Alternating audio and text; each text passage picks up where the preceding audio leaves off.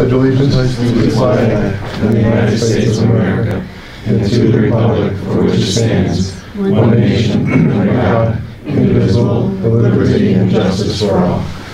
We don't have any, but can we have this moment of silence, please? Okay, thank you.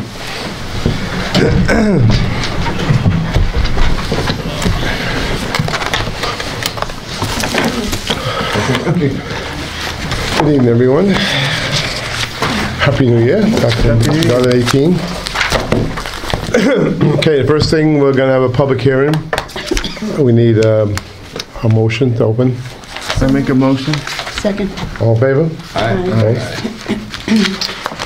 Okay. You don't have to read it, right? Everett, I guess we'll let you take over with seeker, right? Yep.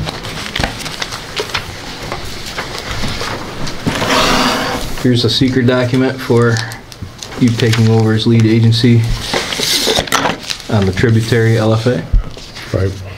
Part 1 requires your signature down there. Okay. Part 2 doesn't need a signature. Part 3 does on the back. Can you just explain a little bit to everybody here what this is for? This is just an environmental assessment form for the action being taken as far as adopting the plan for the local flood analysis. This is kind of more of a formality because there's really no physical action being taken besides adopting the plan. So most of these boxes are left blank saying that there's no impact.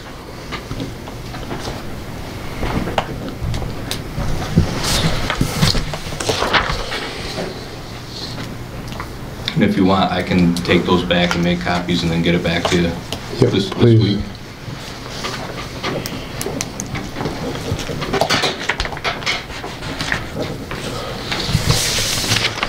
Can I make a motion to authorize the mayor to sign? Yeah, I know. Guilty. I second. Not yet until we close the Let's public close the hearing, meeting, then we can. Need to close the meeting, motion for that. Motion to close the public hearing. Second. All in favor? Aye. Aye. Okay. Now. Make a motion authorizing the mayor to sign it. I second. All in favor? Aye. Aye. Okay, then we'll jump the gun next time. Thank you. All right. There's part 2. Now, we also need to... You have to have a resolution passing and adopting... Yep. Sign the second one. Yeah, there was no signature spot on the second, just the first and third. We should be good. Steve, is there anything you have to say about that before we adopt it? About The FLA or...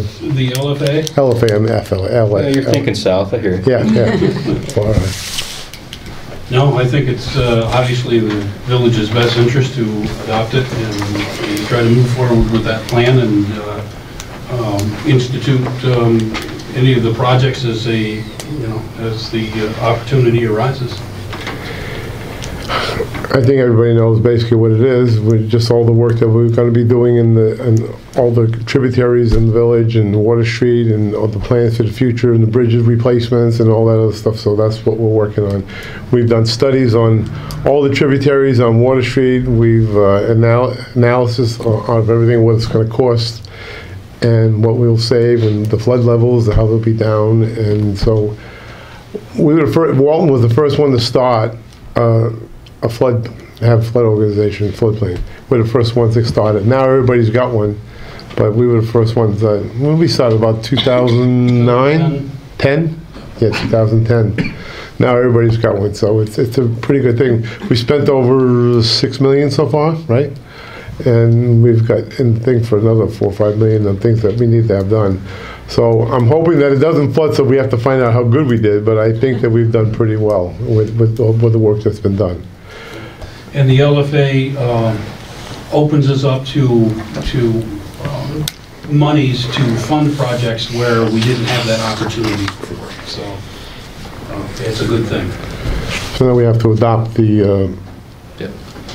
local flood plan analysis. I make a motion that we adopt the LFA plan analysis. Second. All in favor? Aye. Opposed? Okay. That's it. I'll fill it Thank out you. and do the same thing. Thanks, Yeah, guys. yeah, you go and do it again. Steve, you want to say that you got to go up to the other place too, so you want to come up Yes, first I'll and follow do, closely behind him, so. yeah, then we'll do the abstracts and everything, just to get you out of here. I didn't mean it that way, but. Good evening, everybody. Good evening.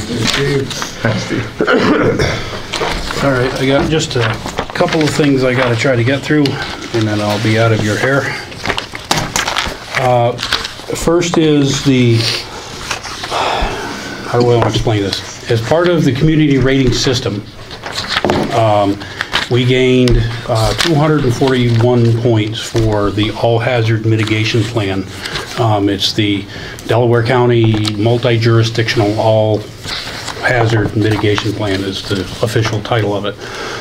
We got, like I said, 241 points out of that, which according to our rater is probably one of the higher in New York State in terms of the number of points that we got. So as part of this annual recertification for CRS, we have to do an evaluation of our all hazards plan. In other words, we have to take a look at, back in 2013, we identified 20 initiatives that we thought would be a good place to go do work. So as of just last week, when we started to compile this review, we've taken action on all 20 of those items in some form or another, which I think in the span of 4 years, we did leaps and bounds on this all hazard plan. And part of this review process is also identifying future projects. It so happens that this year is the year that is we're due for our 5-year review and update of the full plan. So by completing this, we've also got a pretty good jump start on getting that update completed as well. So part of this process for CRS is that we have to complete the evaluation report, and then I have to submit it to the board. There's no action necessarily that needs to happen with the board. I just need to submit it so that you guys have it. And I emailed soft copy out to all of you earlier today. This will be our official copy. That's your official copy. And like I said, I think it's impressive. We had 20 action items, some of them with subcategories, and we've taken action on all of them. That's our biggest hunk of points all at once, isn't it? I believe between that and probably open space, those are the two big areas. Thanks. And looking at, I requested of the reviewer some specific feedback on where we were lacking points, so that when we go through this review process or this update process to update the entire plan, we can try to fix some of that stuff and get even more points. So, Do we have to make a motion to accept the plan? Well, we could, yeah, we should, because this way we'll have it part of the thing. So then I make a motion that the village board accept the all hazard mitigation plan submitted January 8th, 2018. Second, Second? all in favor? Aye. Opposed? I read the whole thing, it was really, really good. There was a lot of work put into it, so, thanks. thank you. All right. When do they give the what's left to do list? When they answer you back with the feedback? Well, this, as I noted in my report on my face sheet, I'm about 80% done with the recertification paperwork that needs to be done. That I just handed you is a huge chunk of it. The rest of it's just tracking down paperwork and making copies. So once that goes in, it's supposed to be in by February 1st. I'll probably have it in by the end of the week. Once that goes in, they don't tell you if something's not right, how long it's going to take to let you know and fix it. They work their own schedule. They work their own schedule. Well, it's basically, there's 2 people in the United States that are assigned CRS annual recertification. Oh, jeez. So, and depending on those that certified in October, their recertification is due February 1st. So, and I don't know how many communities that is, but I'm sure they'll have their hands full. Yeah. So it may be a while. Thank you. Yep. All right, next topic that I wanted to bring up, I know that we've discussed the possibility of rezoning over on Stockton Avenue in front of Giffords and the Castle and all of that. And the board requested I go back to the ZBA and try to send him through the ZBA. It's not really a ZBA issue. It's not possible to send him back through the ZBA. So I would pose to you again that the village consider rezoning based on kind of the discussions that we had previously. The area, this is would be a proposed map. Thinking I've made enough for everybody to take a look at. Have to have a public hearing on this. You would have to have a public hearing, so I guess all that I would ask of the board tonight, if they wish to consider it, would be to schedule a public hearing for rezoning on this area, because I don't think we can pare it down any further than I thought what when we we have did there. on this side of the street, it had to be continuous, like a whole block. And this one doesn't seem to be that same way. Well, this is not different than what we did on this side of the river, where we left all of those buildings facing Delaware Street as general business, and then depending on the area, went 1 or 2 properties behind Delaware Street up to Mead Street and zoned those as mixed use. This wouldn't be any different than that. Because I thought we talked about that issue like on Yes, you would- Griswold Street, and Right. you needed to do High Street too, that type of thing. Right, you want your continuity on the properties facing. So, You, I mean, you can't speak for any one neighbor, but do you see just generically, you see a downside on this, Steve? I don't really see a downside. Basically, I see it as we're calling it what it is. It's a mixed-use zone. That's how it's being used, so we're just calling it that. Could something other than, there's obviously some residential in there. Could something other than residential happen with those properties down the line? It certainly could. I suppose if you're in that neighborhood and it's, you could potentially see that as a downside. I have not spoken with anybody around there to get any kind of feedback. That's kind of what the public hearing would be for. The upside, as I stated before, is you give some places that are struggling dead in the middle of a flood zone down there on Delaware Street another option, a possible option. I don't think that can hurt. So, do we need to make a motion to set a If date? everybody wants to have a public hearing, you need to make a motion to have a public hearing to discuss it. I make a motion, we have a public hearing. I second. We'll do it next month before our regular meeting, Okay. which would be, February. 5th, I believe. huh? I think it's the 5th. February 5th. That's what it looks like from here, but I don't have my glasses on. So. Okay. All in favor of that? Aye. Opposed? Okay, And that's the 5th? the 5th, yeah. Okay, thank you. And lastly, this is one probably I don't desperately need a decision on tonight, but I wanted to revisit the Mead Street Bridge area, where I talked to the board previously about the, as recommended in the LFA, the purchase of 4 properties there, buyout relocation of 4 properties there to free up space to do some floodplain reclamation, and then eventually replace that bridge with a longer, higher span to allow water to get through there. As is stated in the LFA, this, all of the recommended projects in there are it's intended to be from the ground up, not the top down. So any movement forward on that project would need to come from the village board. So ultimately, you would have to authorize the mayor and myself to move forward at the flood commission level with pursuing this project. Those 4 places are right around the bridge area, right? The 4 places are all on the police station side of that bridge. Okay, the 4 of them. Yes, Okay. yes. But this is the one that's supposed to go through, that if we get money for relocation, within the village. Right. So I mean, and that ultimately would be up to the board in terms of, I know that there are all 4 property owners, actually there's 3 property owners, but all the owners of the 4 properties are currently willing participants, which is why I think it's crucial to take action on this from a number of perspectives. A, they're willing participants. B, we can tie in an existing floodplain project that we've already done. And C, by doing those projects, you're going to lessen the flood impact on that neighborhood. Just by doing floodplain reclamation in there, you can reduce flood impact. Does this have any bearing then back to what you were talking about earlier about the points that we gain with the flood mitigation? There actually would be, and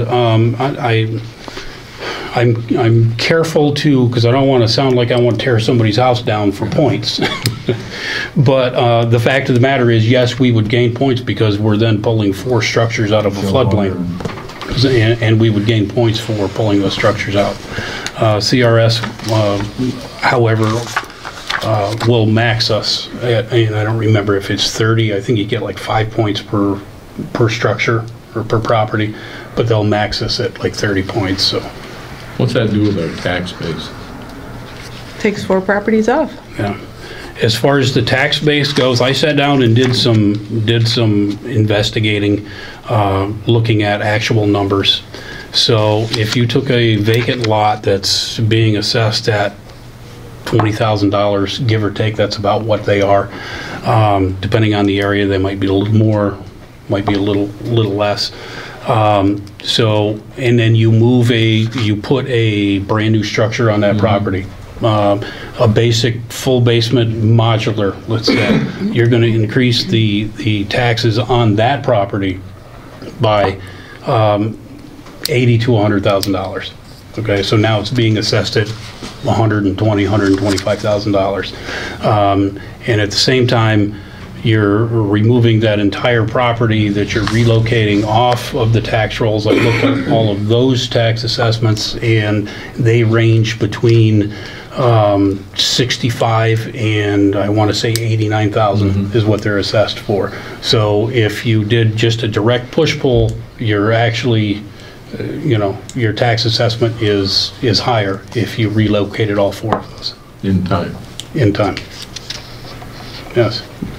So, and the intangibles that you probably won't see immediately would be the impact on the neighborhood. So if you lessen the flood, I don't know how much you paid attention to the reassessment, but properties in the flood zone their assessments were, negatively impacted as far as value goes. So if you start pulling those neighborhoods out of the flood zone, the property values in those neighborhoods eventually are going to go up. And that's one that, I mean, you really got to kind of squint your eyes and look to the future to see it, but it's out there. And, the positive impact of people that are left there not having to clean their basement out every time it floods, that's, again, something that you can't necessarily quantify, but it certainly is a positive impact.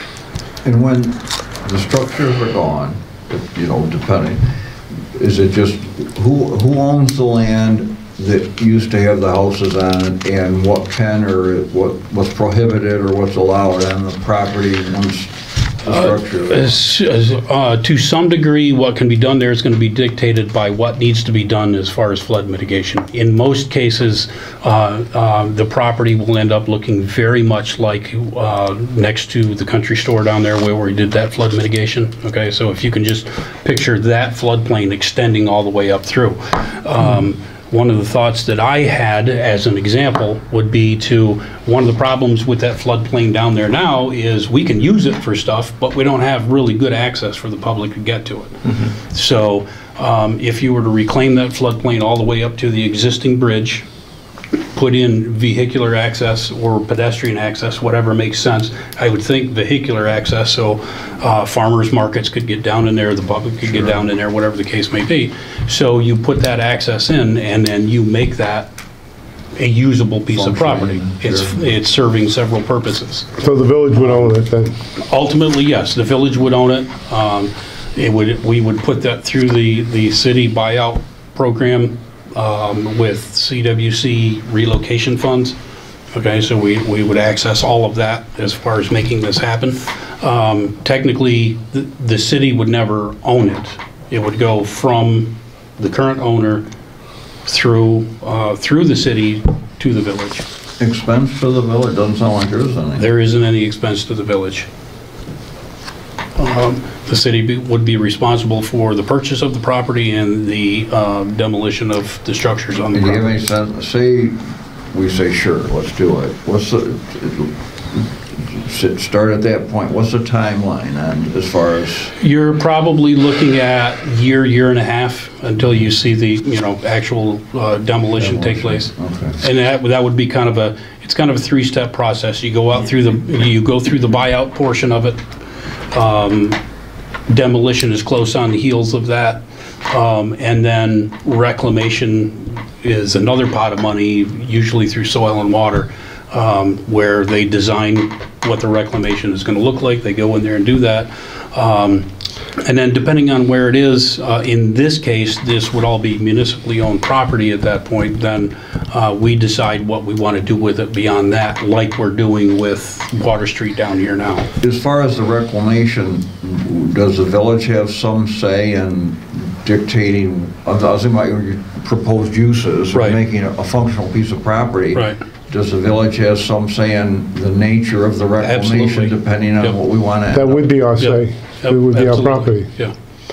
But, Well, yeah, but if we're using CWC money, yeah, where the no, money comes from? they're gonna turn it over. Well, no, the CWC money is only going to be to the current property owner for relocation purposes. Oh, I was thinking of the Yeah. reclamation part of it. Yeah, no, the reclamation part, that would be, like I said, through the various funding sources that Soil and Water usually works through for these kinds of projects.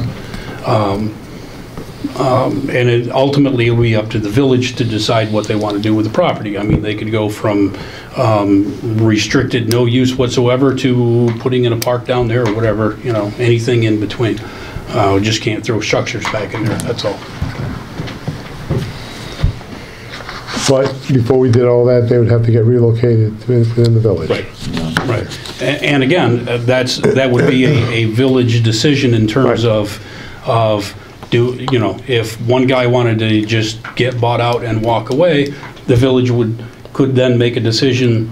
If that's what he wants to do, we don't want to do it because we don't want to lose the tax base, or if circumstances are better, different, look better to the village to say, okay, we'll buy you out and let you walk away because we really need this But there's property. a push-pull with that tax base thing, because we're trying to make the village less flood-prone or less susceptible. So I know that the tax base is always an issue, because it's Right. not like anybody here is making the village wealthy. Right. But I thought that's what Yeah. Teresa asked at the meeting, and Yeah. they said that we wouldn't do it if they weren't all on board. That ultimately, it's up to all of the participants have the ability to say no at any point, right up to the point where the contract gets signed. So don't we, yeah. Right. So So it isn't all or nothing. it isn't an all or nothing. It is not, or it is? Well, yeah. Now that I understand what you're saying, yes, it is an all or nothing. Everybody has to be a willing participant Right, in okay. order for this to move forward. Right, okay. And like I said, you have the ability to make the decision. If 2 buy out and get relocated and 2 buy out and don't want to,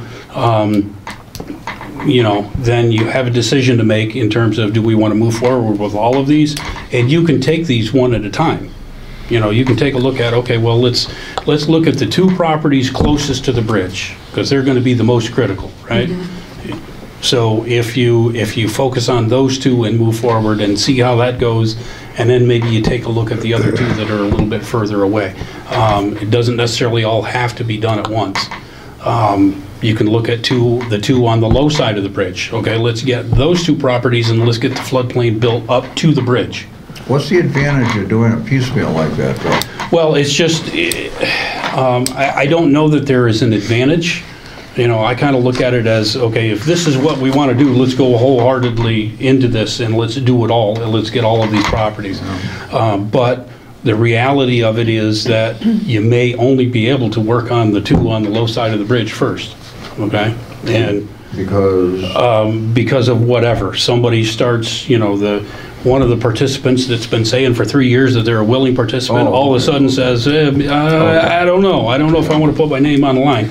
All right, so we can back up and regroup, and let's just do the two on the low side. Let's get that floodplain up to the bridge. And at least better protect those houses on the low side of the bridge, kind of a thing. So, you know, it can be fluid. What do you need from us to know that we're doing it or not doing it? Basically, we just need a commitment from the village. If that's what the village board wants to do, let's pursue this. Then give the mayor and I permission to take this forward to the flood commission and say, hey, the village board wants to get after this. And then we can get the ball and that's rolling. provided that we get the money to relocate these people. Right. I know I keep saying it, but I just want everybody to understand. It's not that we're just going to tear it down and take the money and they're gone. Right. It's got to, we got to keep the tax base within the village so that the other taxpayers don't get hurt. Right. That's what we're looking for. Well, I mean, if we need a motion, I would make a motion that we, I mean, I you know, Jody's, I mean, well put, that we got to worry about the tax base, but Right. it's almost a given, we're going to get flooded again, or get conditions such that we would flood without the mitigation project. And that's so devastating to what's left of this village. The last thing we need is to try and hold up following yet another significant occurrence. All right, we have a motion. Do we have a second on that? Motion for what? Yeah, that's Oh, what I'm wondering. all right, how you want to? Well, a motion that we proceed with, I'm not entirely clear about the step, but proceed with the process. that Well, would- like I said, that basically, you're approving for, I say the mayor and I, because we're both on the flood commission, for us to go back to the flood commission and notify the flood commission that this is where we want to go next with a project, so that we can start. Look at relocating for property, We can start provided that taking a look at. the tenants get relocated within the village. Are we going to have something in writing from the CWC and whoever else is going to pay for all this before we? Absolutely, we're not going to do it until we get some kind of. There's a whole procedure that gets gone through in terms of the contract and the specifics in the contract and who's responsible for what and all of that sort of stuff. And if we approve this motion, is there a chance for us to say, never mind, we don't like the way this is going and forget about it? Yeah, Or once the absolutely. motion's made? no, we're committed? you never committed. You're just saying, okay, you can look into it to get the numbers and see how much it's going to cost and how much they're going to get and all that kind of stuff. Right up to when the Because- contracts are signed. right. Right up till the contracts are signed, you Right can up say till the no. contracts are signed. Anybody can say no. And basically, what I'm asking for is, can we go back to the flood commission and say, the village is interested in doing this project, let's start moving forward And and to see see what where the it numbers goes. are. Wait, so can we make the motion that we're interested in finding out more information before we commit to it? I'm not sure what other information that you would need.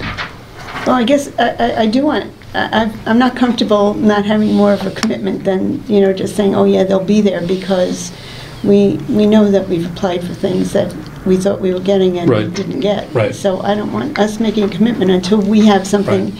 And honestly, I can't sit here and tell you that, I can't make that guarantee for them. Right, no. Okay, we have to start the process and get those parties involved and say, this is what we want to do. Are you going to fund us or not? Well, we could give you the okay to look into it to see what it would cost and how much money we would get and for the people that are willing, and then make a decision further on that, right? And that's basically. Just to start the process, Right, that's what we're looking to do. That's So basically more what we need at information this is point. Right. Okay, so we're Right. starting a process to get more information. Well, yeah, okay, if we want to call it that, we want to call it. You have to start the process in order to get that more information, is what I'm saying. I'm very wary of making a commitment. And I get that, I understand that. And quite frankly, as far as the relocation portion of it, there's still a big question mark there in terms of because we're going through the breakies process, right? Right. But there wasn't really relocation funds needed because they already had a place to go. So, in essence, you know, if we just pick one of the properties, say, okay, we've all got question marks here, let's pick one property and try to shove it through this program and see what happens. Yeah, because it's an unknown. We haven't tested that part of it yet. How many places in the village are there for relocation? I mean, we have a lot of empty properties, but all of them can't be built on, or the majority of them, because of the flooding issues. Right. In terms of properties that could be relocated if the village chose to move forward with that project, you're probably looking at, I think, 10 total. There are 10 properties in the village, you're saying? Yes, 10 total in the village that would need to be relocated. And I've looked at, I have located 6 vacant properties that are buildable, with another large property at the end of Fancher Ave that has possibilities, although the current owner is not interested in going through the process of subdivision. It would make sense to put a neighborhood there, quite frankly, but he's not interested in going through that process. So something would have to be worked out there, where maybe the property changed hands and whoever had it, you know, went through that process, subdivided it out, and all that sort of stuff. So there are places to build. Because you're going back to the meeting we had at Soil and Water last month, right? Yeah. Where the properties are. Yep. And, you know, there's always the possibility of you have empty houses, although that doesn't exactly fit the niche, but, you know, even if it was a really bad conditioned empty house that you could demolish and then replace with a new structure, it's still a win as far as the tax base goes, because then you're going to go from a tax assessment of, you know, $45,000 on that property to easily over $100,000. Right. So the program could, for argument's sake, purchase another home for the resident? It certainly is a possibility, yes. Yep. The whole goal of that program and the way it was set up was, best case scenario is you buy out and relocate within the municipality. Right. So, but again, depending on, you know, if the village chooses to do so, you know, they can opt to do something other than that. Okay, so it all, you know. So it's the city that's going to pay the money for the property owner and pay the money for that property owner to find us Yes, well, in a roundabout way, it's CWC that has the relocation portion of that program. Okay. Which is, in But effect, the city DEP money. would want the CWC with the other, right? Right. Yeah. So. CWC makes me nervous, sorry. Well, it's out there, we might as well attempt to access it and make it work. Yeah, that would be great. Yeah. So it would just be to start the process of looking in to getting funds to see if we can move. Okay, that I can agree, that I can second. Okay. I'll motion. We got, he made a motion, we got a second. All in favor? Aye. Opposed? Okay. That's all I got. Thank you very much. Thank you very much. I'm going up the street now. Okay, the second, going number 2, we have the abstracts. Everyone had a chance to have their abstracts over the weekend, take a look at them. If you have no questions, I'd like to have a motion to approve them. I make a motion to approve the abstract. Second. All in favor? Aye. Opposed? Carried. Jason?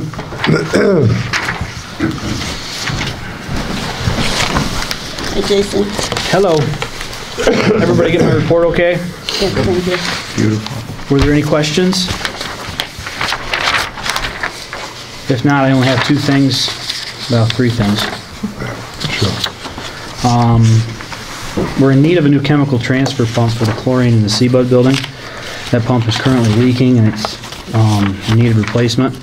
That pump is $1,328.85. We do have money for that in our equipment budget. That's 100% New York City cost. Make a motion, we pay that bill or order the pump. Second. All in favor? Aye. Opposed? Carried. Next, we'd like permission to move ahead on a budgeted project in the Seabud building for new level heads.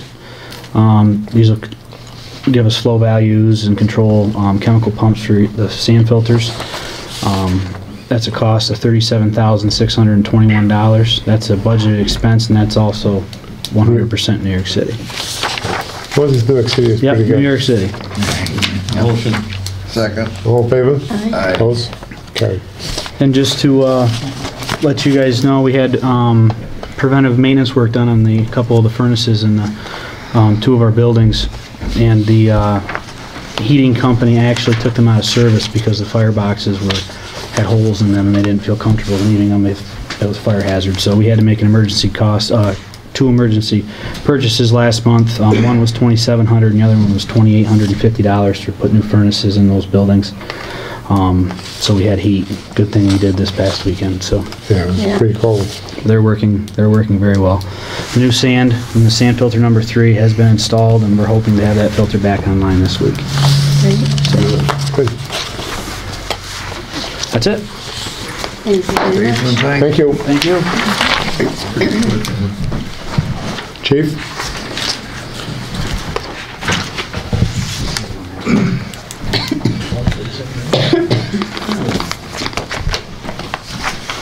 Evening. Hi, Chief. I apologize for the screw up in the year-end report.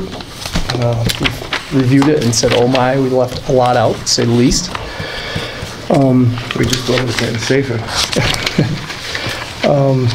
Quick rundown of it, 6,008 calls in a year, which was actually down 153 from last year. 382 arrests, which was actually down 16. 862 traffic summonses, which is down 23, which part of that happens from us being down a full-time officer, so we can't do our STEP program right now very well. 14 juvenile arrests, which is up 12, which is not a good trend. Our DEU generated 11 sealed indictments, which resulted in 14 criminal sale controlled substance arrests. 3 search warrants were executed as a result of DEU operations, which resulted in numerous other controlled substance and marijuana arrests. A DEU warrant was also executed, which shut down a house manufacturing methamphetamine. Unfortunately, for the first time ever, we had to add manufacturing methamphetamine to our list of arrests. Other drug-related arrests included 6 criminal possession of controlled substance, 8 criminal sale of marijuana, 24 possession of marijuana charges. In total, 52 of the 382 arrests were drug-related. And I guess that kind of shows the importance of our DEU. So, Is it like a community with all those arrests? Is it like a group of people that you're picking from or hitting on, or is it really just scattered throughout the population of the village? If you it's a culture. It's a culture. There are a lot of frequent flyers, but then again, unfortunately, we're seeing a frequency now where people are coming in from well out of the area and setting up, and they just make a friend here, or their friend moved here, and they realize there's money here, and they come in. And I'll say it again, I say it every time I speak publicly about Walton and its alleged drug issue. The reason that people think we have a drug issue is because we actively, aggressively go after it. And, for anybody to say it's not in another community, obviously has their head in the sand. So unfortunately, that's it, and that's a highlight of this year's activities, which... In low lights. Yeah, well, in low lights, yeah. But that was, in a nutshell, pretty much where we were this year. The only other thing that I have is last year we had a situation where we had severe allegations, repeated allegations, I shouldn't say severe, but repeated allegations of animal cruelty. The Sheriff's Department is putting on an in-service training on the 17th. I'd like to send Dunphy and Smith. It's about a 2-hour training, but as I've mentioned to a couple of people on the board already, I don't know anything about a horse other than which end to stay away from. And it can be both at times. Yeah, it can be both, yeah. Pretty much me and horses, I just stay away from them.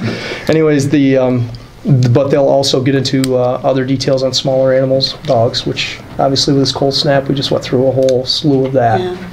So I'd like permission to send those 2 on the 17th if I could. Is there a cost to it, Paul? No, there's zero. Well, the cost of the officer's time. Okay, I'll make that motion. Second. All in favor? Aye. Opposed? Carried.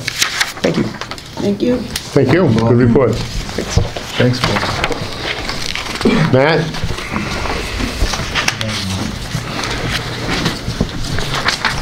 Hello, everybody. Hi, Matt.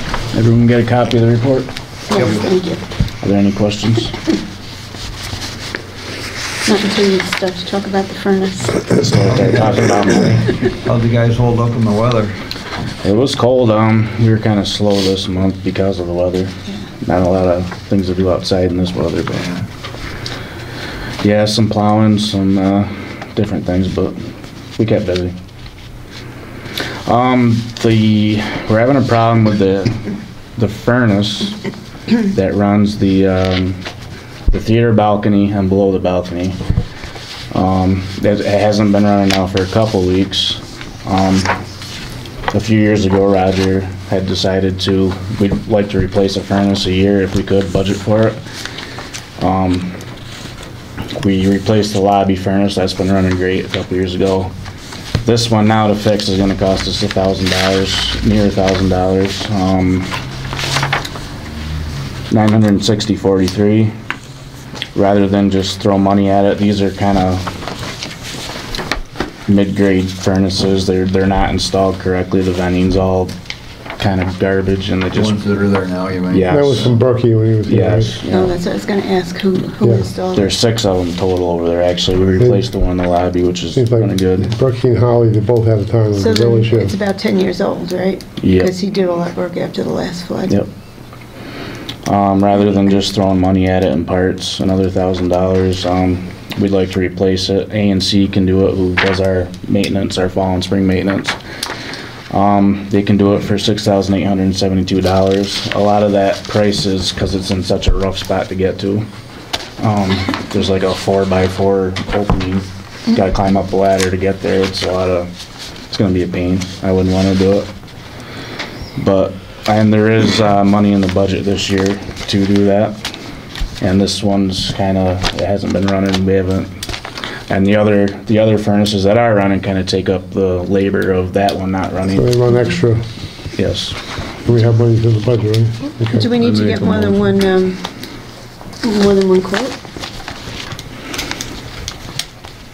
I don't know because we signed that Service agreement. contract with I'll them? have to check. Is But this, in effect, this could be, whether it gets us out of bids or not, or still we're obligated to do it. Remember that, because I gave you a copy of that packet a while back now, remember it was like a 3 or 4 phase plan they had for redoing the heating and air conditioning system, and we did what we could do financially that time, but there were other steps if we decide to proceed, and this is probably part of one of those. Yeah, there's still a steps. plan out there with the AC, but as of right now, the heat's kind of takes Oh, priority. yeah. Sure. I'm just saying that this, in effect. Yes, it's part of. Yeah, yeah. I make a motion, we install. You gotta do a double check on that, right? Jody? yeah, I will before we do it, but Right. Okay. I second. Double check on what? to make See, sure that we don't have to need go out that for another 3. bid, they get another bid on it. Okay. I thought like everything over $500 was supposed to have 3 bids. No? No, it's higher than that. Okay. Well, if it's included in the previous proposal that Dave talked about, then that covers us. I'll check. Well, it was a big presentation, because they went all through the whole building, and what we approved was part of a 3 or 4 phase plan. So I don't know the whole plan was approved as much as the initial, the most crucial parts were replaced. I don't know what. It's good to check just to make sure that we don't have to go out for another bid. that's We all. did have 3 or 4 bids a few years ago when they installed the big fan in there. Right, I remember and they that. did the lobby. So I don't know if that counts or. Well, We have somebody else, if we need to get, I have Double check. somebody else we can go in and, matter of fact, I was speaking to somebody else about it today. So we will get another bid, at least another one? If Jody's need gonna be. double check it. If we have to, I was speaking to a contractor today about it, and he said, if you call me, I'll give you a bid on it, so. Okay. Let's see, Let's make sure it's a good contractor. Yeah, because this ANC We does went like through an Frank annual. Burke in there. Make sure it's a good Luke? You contractor. know Luke? Yeah, Yeah, Luke, but this outfit is bigger. top. Well, we also have a service contract with them, and it might get tricky if we have, you know, some Well, of we the can work double done check to by see how it's ANC worded, and another company doing another one of the heaters. Yeah, and yeah. then- Okay. Yeah, if it all pops. We can just double check to make sure we're doing it the right way. I gotta just do what we gotta assumed do. that all the furnaces were under one contract. Well, they are. Right Yeah, now, they But, should be. but if we have company ABC do this work, then we've got ANC for the stuff done a few years ago, ABC done, it just gets messy, tricky to. We just need to double check to make sure we're doing it the right way, that's all. Yep. Okay. That's all I have. Do we make a motion? Yes, There's a motion on the table. Second? you did. We all approved it already? Yeah. I was confused. Okay, while you're here, Put it down. I don't know if you've seen this or not, the Hamden Hill, he's not that fast, the Hamden Hill Ridge Riders, they want to put up a kiosk at the edge of the park by where they go in for their trails. It would be out of the way. It's a small, I showed it to Brian, I talked to Brian about it. He didn't think there would be an issue. It's out of the way, and it can come down in the summertime. It just basically shows the map of the trails, that's all. Is that right at the edge of the old railroad track? Yep. Yeah, that's, It's out of the way, wouldn't be where anybody's parking or It anything. probably is a good Yeah. idea, so that people who aren't familiar with it know where the trail is. Yeah. Did you all get a chance to look at that? Yes. Yeah, Oh, yeah. yeah, it seems good with me. yeah. And we should let them know if they need to, remember it said it's preferred, it can be removed for the off-season, just to let them know whether we feel they need to or not, so they're not. Well, I would say, put it up, see how it looks, and then you can make a determination once we see it. I right? agree, because if it's innocuous, then just leave it Just gotta there. make sure it's on our property and not Right. Reed's, I believe. Well, whoever does it, just make sure they check with you and Brian to make Yeah. sure it's on our property. Right. Well, and isn't that a hiking trail too? Or something like that might even help it identify as a hiking trail for Yeah. people that are, sure. I'd have to look at a map to see exactly where our border is, but if it's right at the edge of the road there, it should be fine. You need a motion for that? Yes. I'll make that motion. Second. All in favor? Aye. Hold. Let's see this one, wait, you get that, okay. All right, now you gotta go, thank you. Thanks, Matt. Thank you. Thanks, Matt. Yeah, I guess that's it, no, kidding, come on, Bill.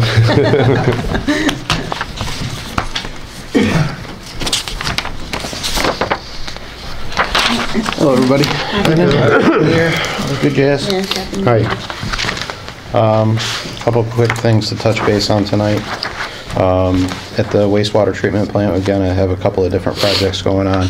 But one we've been talking about for a while is the replacement of the grit screw. Senator Bonasek's office was able to secure funding. Last year, the village was awarded a DASNY grant in the amount of $50,000. The village just got the paperwork on that to accept the grant. So we would ask that the board consider authorizing the mayor to sign the grant agreement for the village to receive $50,000 towards that project. Gee, I don't know. Motion. second, all right, all in favor? Aye. Opposed? Carried. It is a reimbursement program, so the village would have to front the cost for that. Of course, always gotta front the course. What we've talked about to date is an estimated cost for the grit screw project to take the old one out, put the new one in. There's some piping work that has to go along with it. The estimated cost is in the range of $80,000 to $100,000. We talked about going to get a ban for the value of that and some other, not incidental, but relatively small in terms of the wastewater plant work there. Notably replacement or purchasing one new influent pump. Right now there's 2 existing pumps that have been in place for since the upgrade was done in 2001. There's 2 pumps that all the wastewater for the plant goes through. Those are the ones that get pulled apart on a weekly basis for ragging.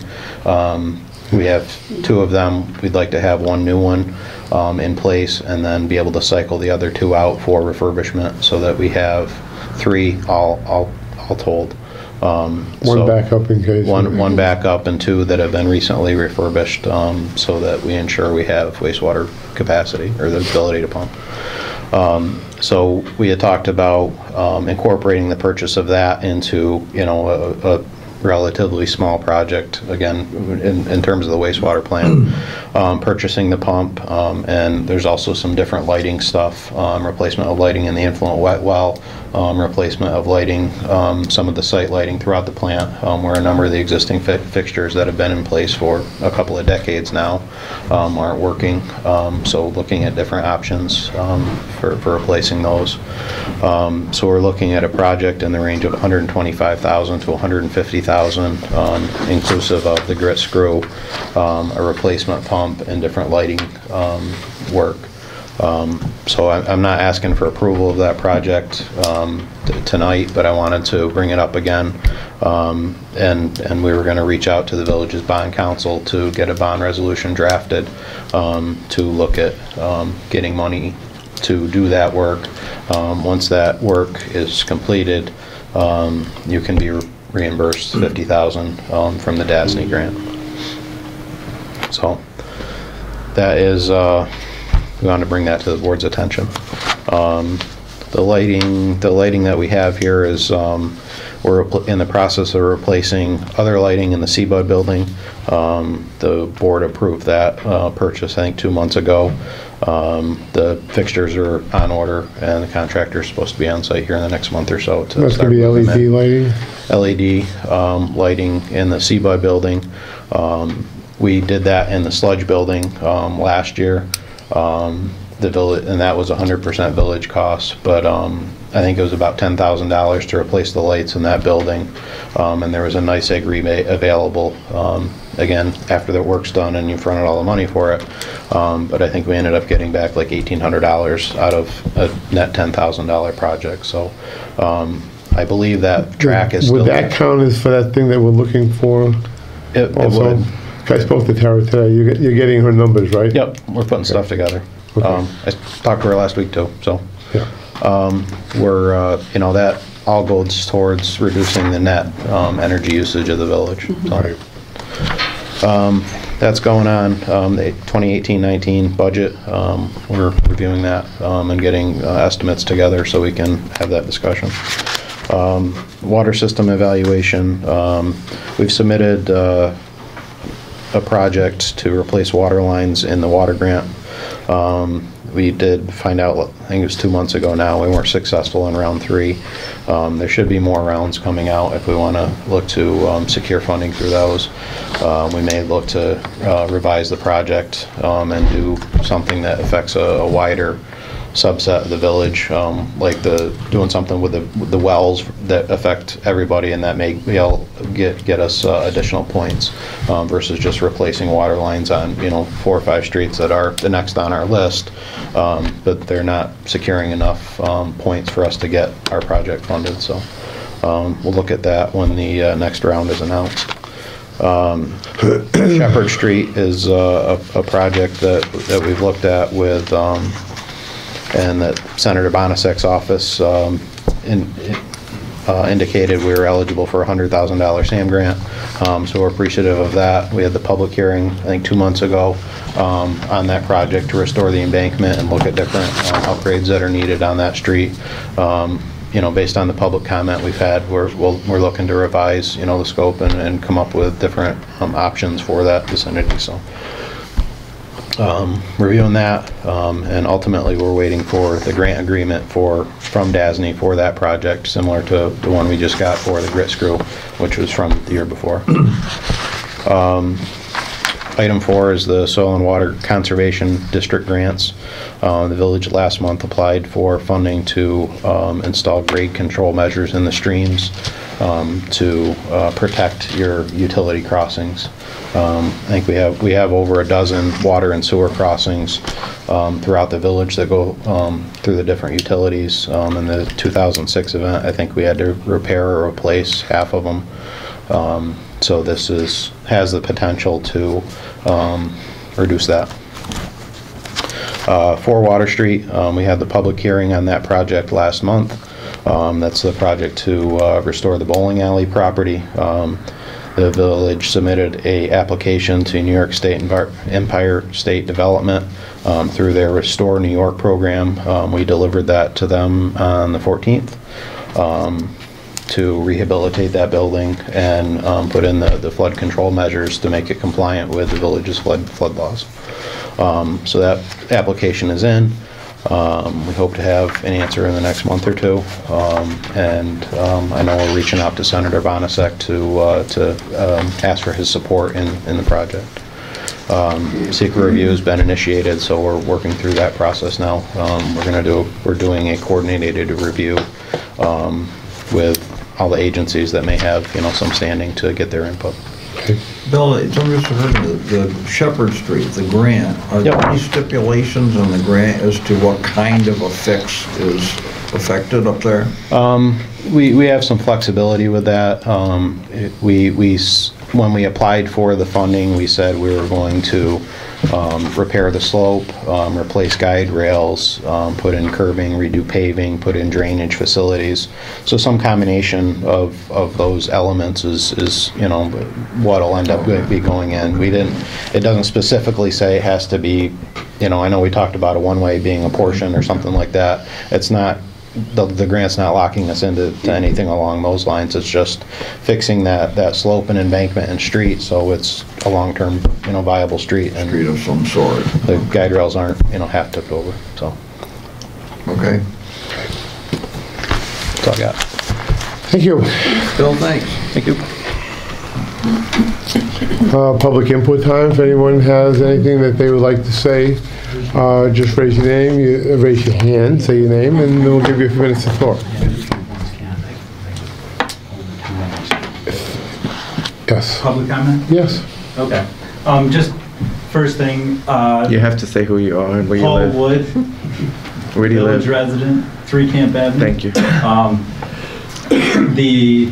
Thank you, Steve. The department head reports, again, if we could have those appended to the minutes, that would be appreciated, just so we can, see, that'd be great. And another thing, as I hear conversations at the board table, it seems like there's a lot of thought being put into things, but I know that it's been a while since a comprehensive village plan has been done, and I think that might assist in some long-term decision-making with regard to whether it be mixed-use zoning on Stockton Avenue, and what the impact might be to the current Main Street as businesses. There may be some attrition from there over to Stockton. What the impact of that might be. Maybe would it be appropriate to have another commercial zone, something like that. But I think it would give you some guidance, or the board. I'm cutting you off, I'm sorry, but I've already spoke to county planning about getting a grant to do that. Okay. We have to wait to get money for it because it's like a $50,000 course to do that. So we are in the process of looking for a grant for the comprehensive study. It's a good idea, but we are looking to do that already. Okay. Yeah. Yeah. Okay. On that one, I mean, continue, but I just want you to know that we are I've already asked about that. Yeah, and just and I know that I spoke to you about it briefly, but as you look to maybe make it. The code enforcement officer referenced a flood issue on Delaware Street. I know that there is stream bed management and some flood mitigation measures being taken, but if that is a concern, would it be something that you would consider repurposing and leaving the Sheffield property commercial for going forward, or still move toward that variance or approach the new owner about not making it residential and leaving it commercial? So, I mean, that's just something to think about going forward, because if we're looking to take measures and make a current residential zone commercial, then why wouldn't we look to just preserve commercial and make that it? So. Okay, it's a thought. Okay, thank you. Anything else?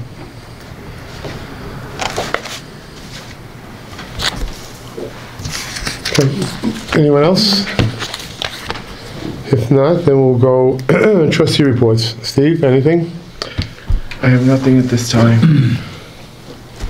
Teresa? Nope, the chief took good care of everything, thank you. Dave? The Theater Preservation Group did not meet in December, and they're having their next regular meeting tomorrow at 4 o'clock at the... Is it? That's it. Hank, anything we do? No, that covered everything that. Okay. Okay, number 6, mayor's report. I had a couple things.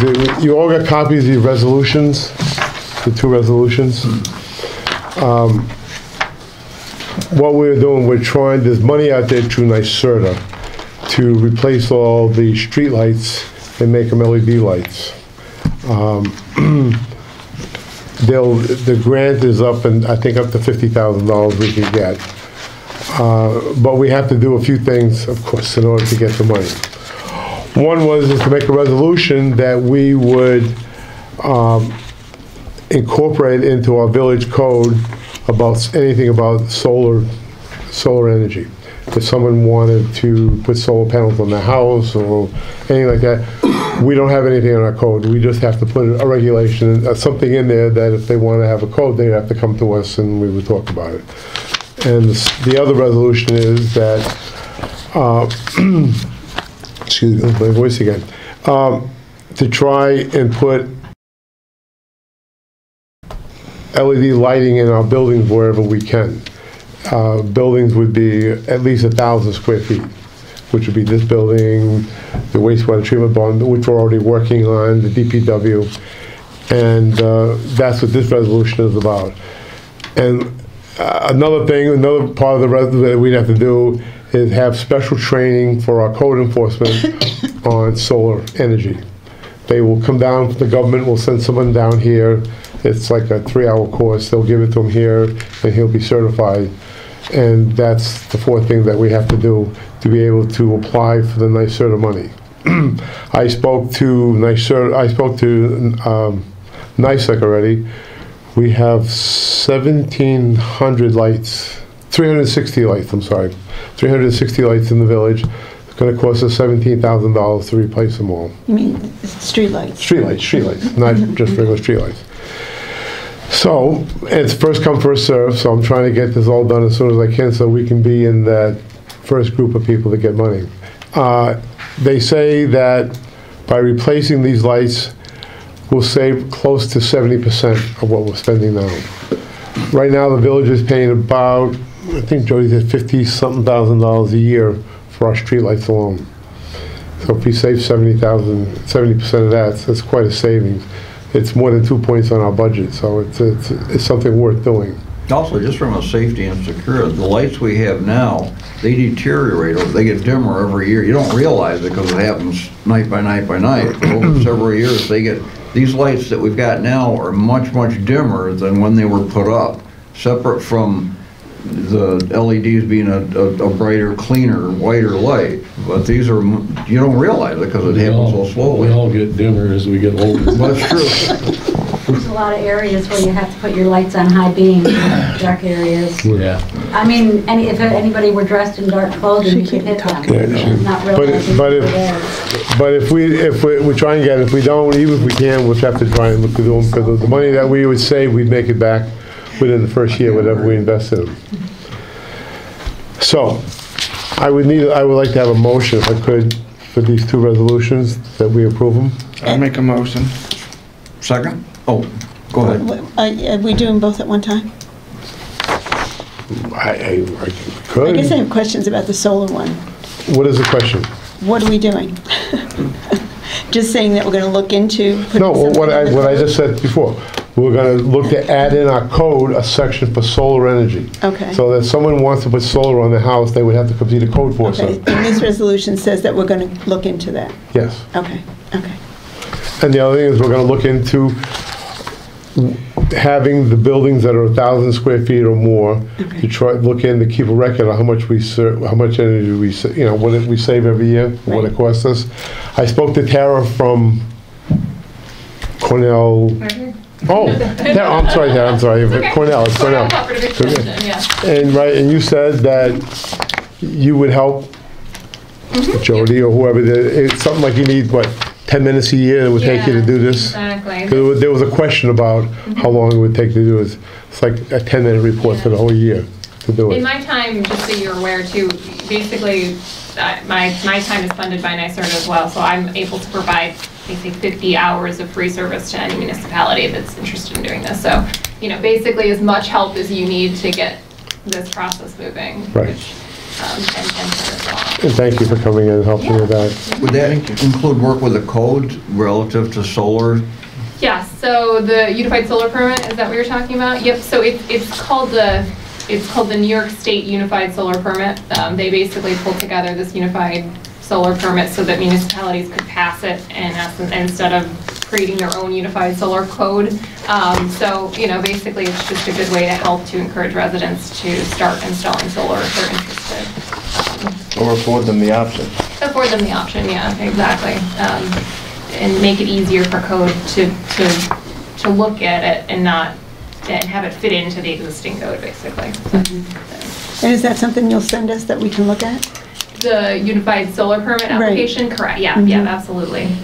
Right. And I think what would go into the code, right? It would go into the code. Well, it would be a separate application, so if someone is doing code, a solar installation, they would have to fill out a separate application to do it, but it's very straightforward, so. Okay. I spoke to you today, you would help us with this, something you're going to email me as far as the energy, right, for the building? As the benchmarking goes? Benchmarking Yeah, goes. correct, yeah, so.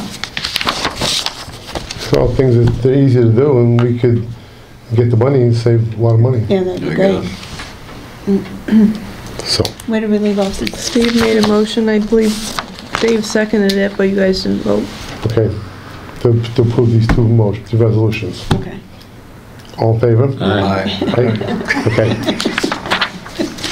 Thank you, Tara. Even though we're dimmer than we used to be. Even though we're dimmer, thank you, Tank, for reminding us about that. Number 7, Walton Cemetery Association. Did you all have a chance to look at that? Yes. The release? Yep. This way, in case, if we do anything over there, God forbid, anything happens. Matt, did you see it?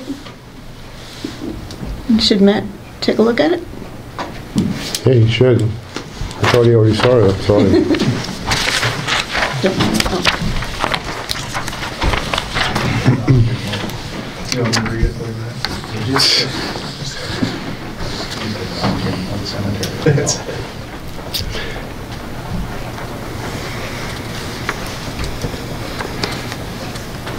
It's basically just to cover you in case, God forbid, anything with plowing over the cemetery, do any damage, or anything.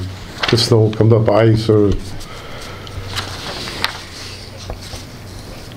What this, for those who don't know what this is about, the cemetery had asked for some help. They never used to do plowing in the cemetery in the wintertime, but since they got the crematory, they now have, so they want to have that the back road coming in from Fancher all around through there, and they get some help. The town said they would help, and they asked us if we would help, and I spoke to Dave Merzick, and Dave said we get a release for liability. My only problem is it doesn't really restrict the plowing area. I mean, they're saying from Fancher to the crematory. Plowing area would be from Fancher into where the crematory is and Right. back out. That's the only plowing. Yeah, It's the only place we're gonna do. I know, but it doesn't say that in here. No, but Dave said it was just for liability purposes, they didn't have to. Okay. Is that the right or the left branch coming out? Left. The left. Yeah, it's very close to the road. No. Okay, I need a motion for that. so moved. Second. All in favor? Aye. Opposed? Carried. While we're on that topic, Yes. I'd like to say on my part that perhaps anybody Thank you, who is Tara. a resident of the village or the town that's watching this video, that they should just remember that an accident is an accident until you don't report it, and then it becomes a monumental headache. So if you have an accident in the cemetery, just call somebody. That's all I want to say. Thank you. Okay. Actually, you said a mouthful. Seriously, with those accidents that nobody ever There's gets. obviously a an back- accident. There was something over there, right? Yeah, there recently. was a lot of, a family is stuck with thousands and thousands of dollars of damage because somebody made an accident and was afraid to say, hey, I did that. Yeah, it was a few weeks ago, right? Yeah. Went in with a car and hit the two things. Okay, Isn't that covered under homeowner somehow? No. no, Stones? no. I thought All right, number 8, Delaware County Planning Department contract. Oh. It's an annual agreement, $3,500 that has been budgeted for. It's just up for renewal and I need approval for the mayor to sign and to write the check. I'll make a motion. I second. All in favor? Aye. Opposed? Carried. Number 9 is the 2016-17 audit draft. Excuse me. You guys just need to approve it. Need to approve the draft? Yep. I'll make that motion. Second. All in favor? Aye. Opposed? Carried. And number, excuse me, number 10, the village elections.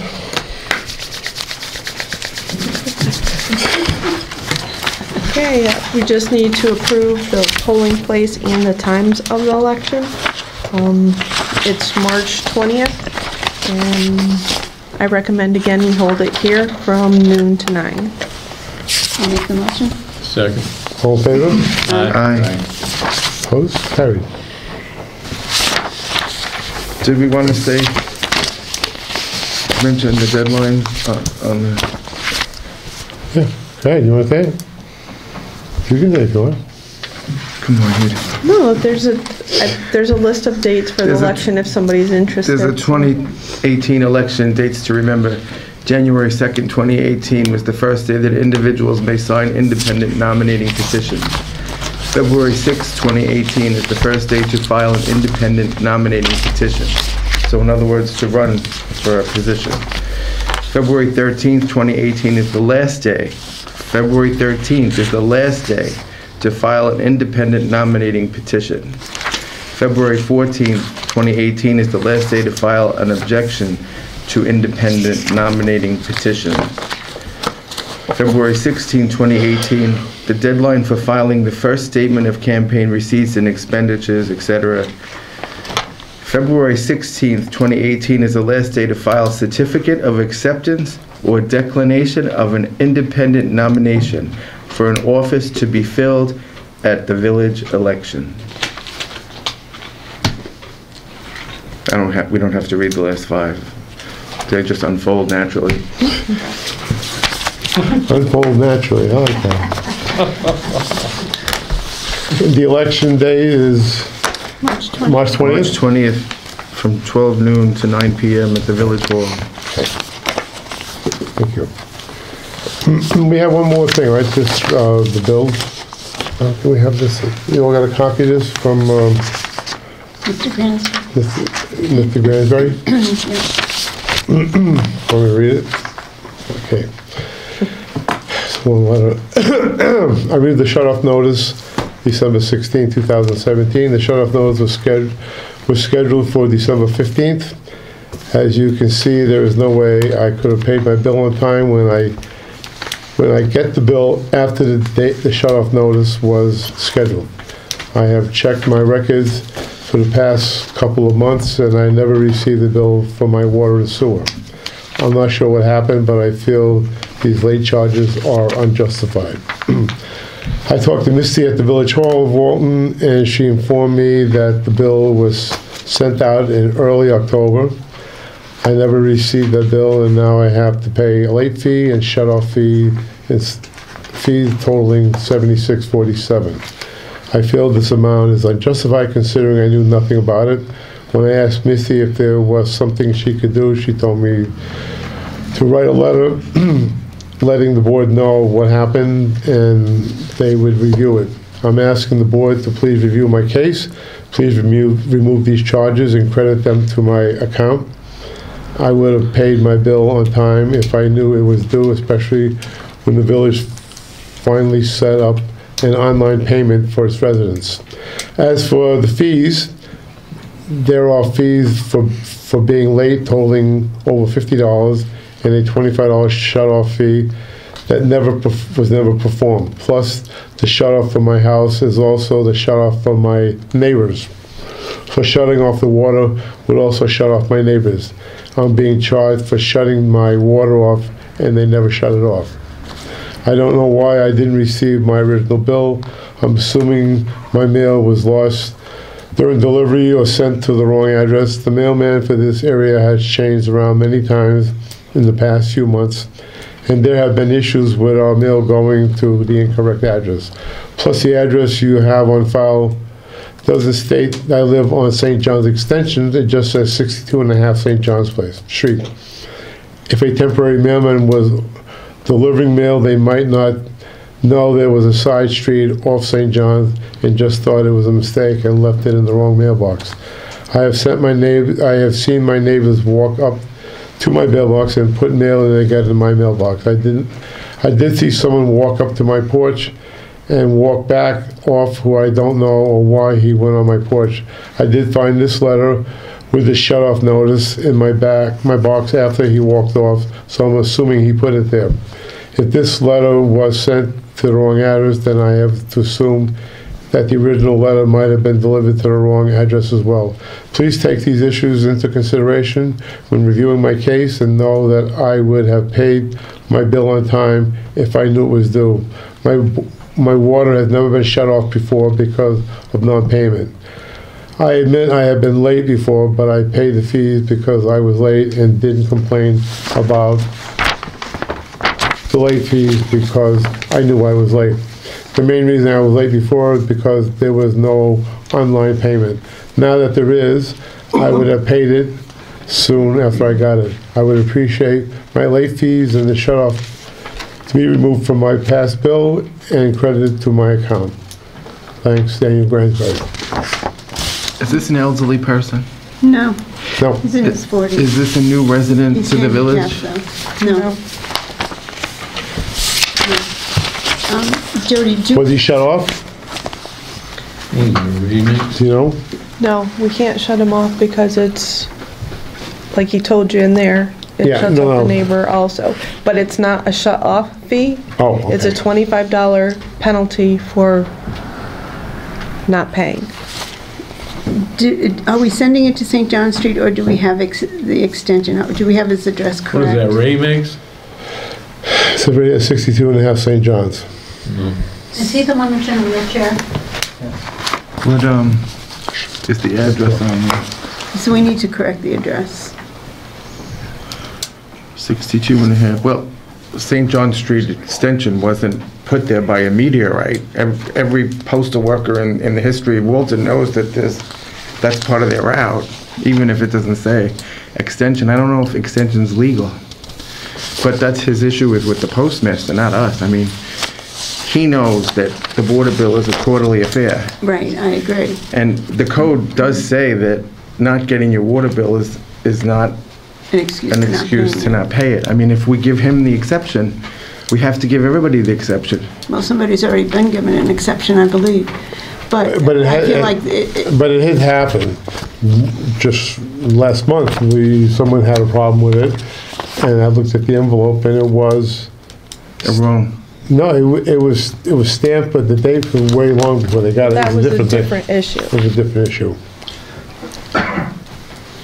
I think the first thing we need to do is correct the address. It's already been done. Thank you, Jody.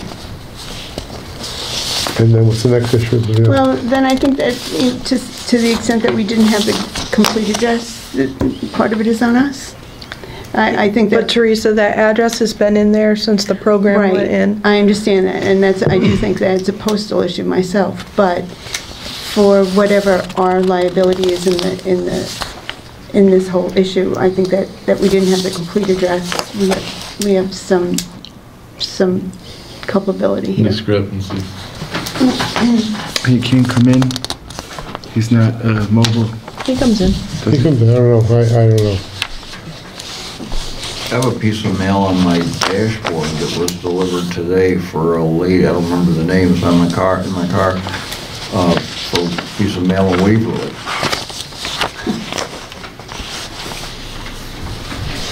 So, Just your got to be decision- careful about setting a precedent going forward and all the people that we've denied before. I just, again, I'm going to say, I think the difference is we don't have the complete address there.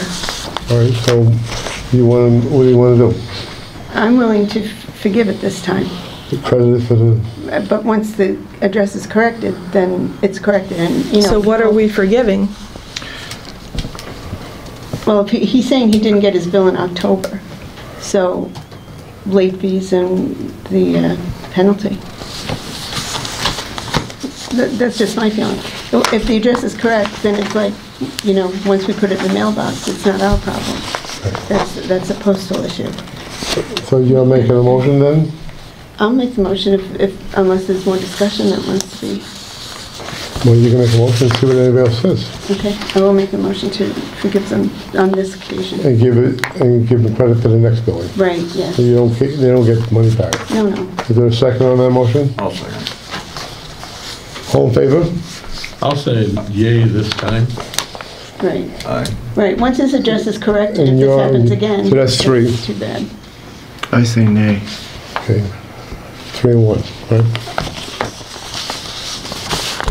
Okay. That's that. All right, we need to go into executive session for a few minutes for litigation to talk about.